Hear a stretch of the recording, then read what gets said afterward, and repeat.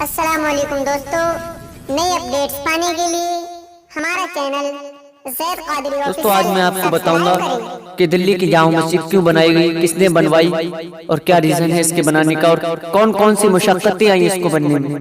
تو آپ ہمارے ساتھ بنے رہیے اسی زید رضا قادری آفیشل پہ۔ آپ ہمارے چینل پہ اگر نئے ہیں تو چینل کو سبسکرائب کر دیجیے۔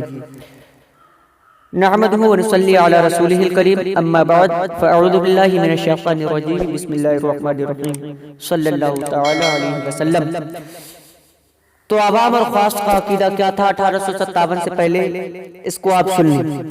دیکھو یہاں پر جو عوام تھی وہ اولیاء اللہ کو ماننے والی اور اللہ کے رسول کو زندہ ماننے والی، اور یہاں کے خاص کون تھے؟ بادشاہ لوگ تھے۔ اب شاہجہاں کا دور ہے، شاہجہاں نے خواب میں دیکھا کہ میں نے ایک مسجد بنائی، خواب میں دیکھا کہ ایک مسجد بنائی ہے، اور وہ مسجد شاہجہاں نے عرش پر دیکھی۔ کہاں دیکھی؟ عرش اعظم پر دیکھی۔ اس کو آپ سمجھتے جائیں، اس سے آپ کو بہت نکات ملیں گے۔ وہ مسجد شاہجہاں نے عرش پر دیکھی۔ اب خواب میں دیکھی اور دیکھ کر شاہجہاں نے جو ہے اب سب طرف اعلان کر دیا کہ بھائی انجینئر جو ہیں وہ آئے، اور آنے کے بعد جو میں نے خواب میں نقشہ دیکھا ہے مسجد کا عرش اعظم پر، وہ اس طرح بنائے۔ تو خواب میں دیکھوں کوئی اور بنائے، یہ کیسے ہو سکتا ہے؟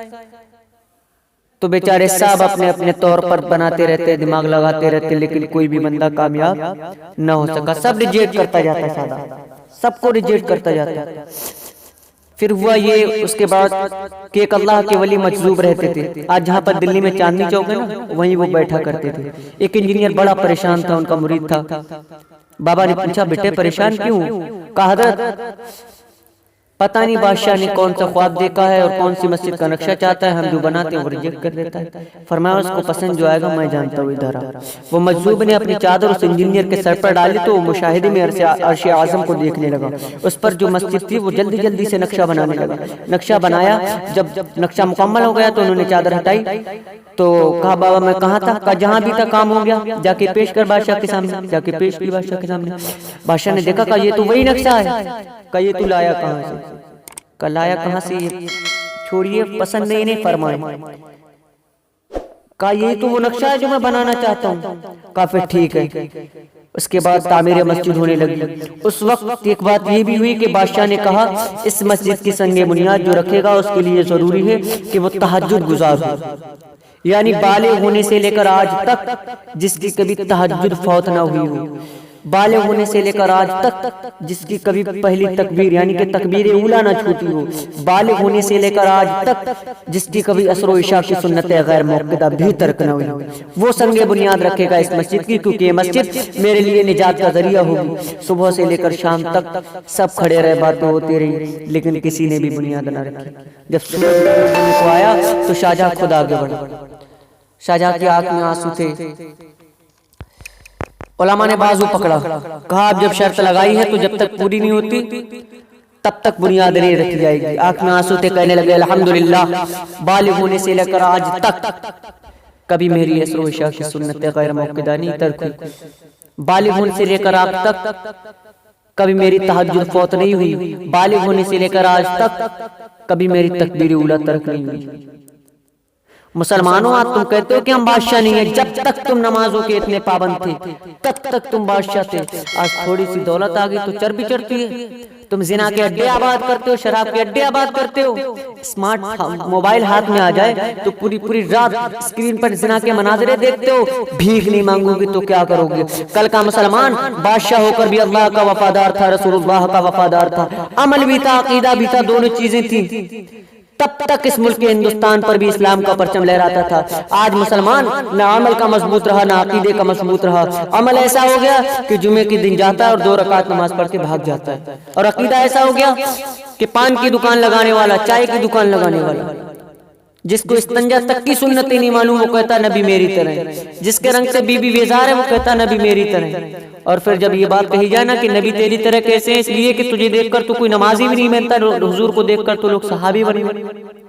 پھر وہ کہتے ہیں کہ ظاہری طور پر، ہم کہتے ہیں ظاہری کی تو بات ہو رہی ہے، باطن کی بات کرنا تو ابو بکر صدیق نے بھی نہیں کی رضی اللہ تعالی عنہ۔ کیا حضور کا باطن تو ابو بکر صدیق بھی نہیں جانتے تھے؟ اور جانیں گے کیسے آقا نے فرمایا یا ابی بکر لم یارکنی حقیقتاً غیر ربی، اے ابو بکر میری حقیقت کو میرے رب کے سوا کوئی نہیں جانتا.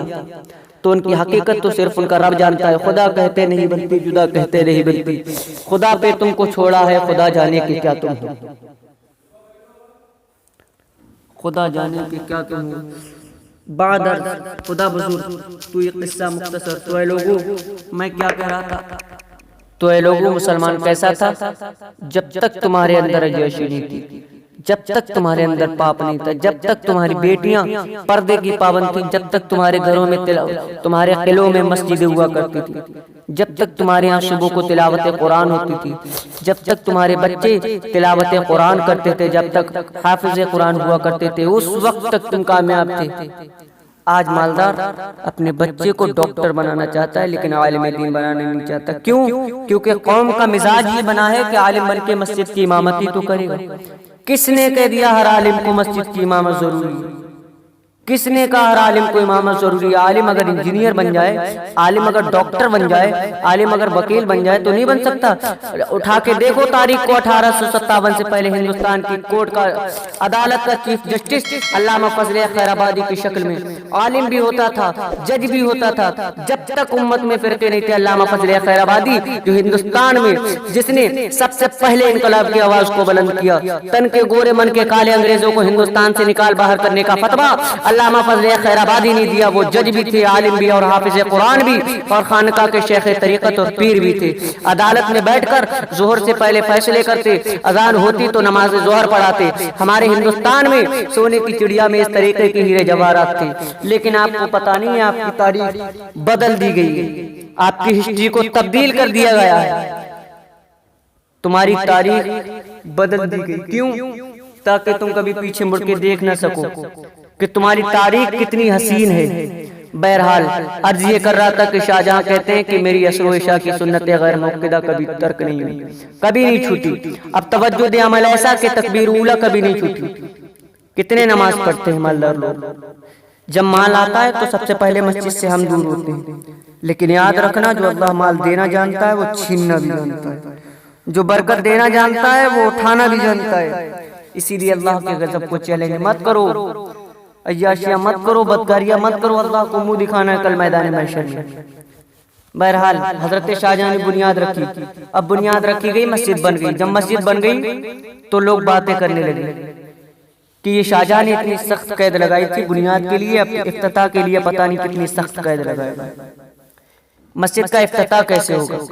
افتتاح کہتے ہیں کسی چیز کی ابتدا کو، اس کو شروع کرنے کو.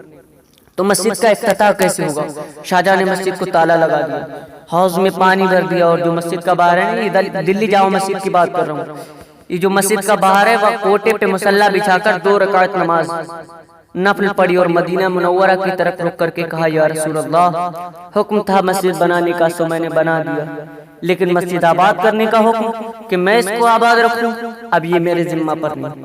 مسجد کا افتتاح اس وقت ہوگا جب آپ خود تشریف لا کر یہاں نماز ادا کریں گے. اگر آپ آئیں گے تو مسجد کا افتتاح ہوگا، ورنہ قیامت تک تالا لگا رہے گا. آپ تشریف لائیں، قبول کریں، مسجد کا افتتاح کریں. اب آپ مجھے بتائیں کہ شاہجہاں کا دور کب کا ہے؟ حضور صلی اللہ علیہ وسلم کے پردہ فرمانے کے تقریباً 1200 سال کے بعد کا دور ہے شاہجہاں کا. لیکن شاہجہاں کا عقیدہ کیا ہے کہ قبر میں 1200 سال گزر جانے کے بعد بھی حضور زندہ ہیں. دلی سے فریاد کر رہا ہوں، حضور سن رہے ہیں مدینے میں، اور ان کو بلا رہا ہوں تو وہ آ بھی سکتی. یہ عقیدہ بادشاہ کا تھا، عوام کا تھا، خواص کا تھا. کب تک؟ جب تک انگریز ہندوستان نہیں آئے. اب پتہ چلا نبی مر کر مٹی میں مل گئے معاذ اللہ. یہ عقیدہ کہاں سے آیا؟ یہ سہارنپور کا ذاتی عقیدہ نہیں ہے، یہ عقیدہ قادیان کا نہیں ہے، یہ ندوہ کا عقیدہ نہیں ہے. عقیدہ لانے والے انگریز ہیں، یہ عقیدہ برطانیہ سے آیا ہوا ہے. اس کا پرچار اس جگہ سے ہوا ہے، پرچار ان لوگوں نے کیا ہے، پرچار کی جگہ یہ، لیکن یہ عقیدہ آیا ہوا ہے برطانیہ سے، انگلستان سے.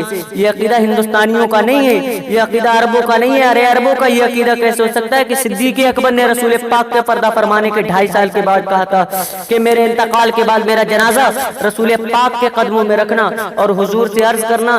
ابو بکر زندگی بھر ساتھ رہا، مزار میں بھی قدموں میں سونا چاہتا ہے، اگر حضور اجازت دیں تو مجھے حضور کے قدموں میں دفن کر دینا، اور نہ دے تو مسلمانوں کے قبرستان میں دفن کر دینا.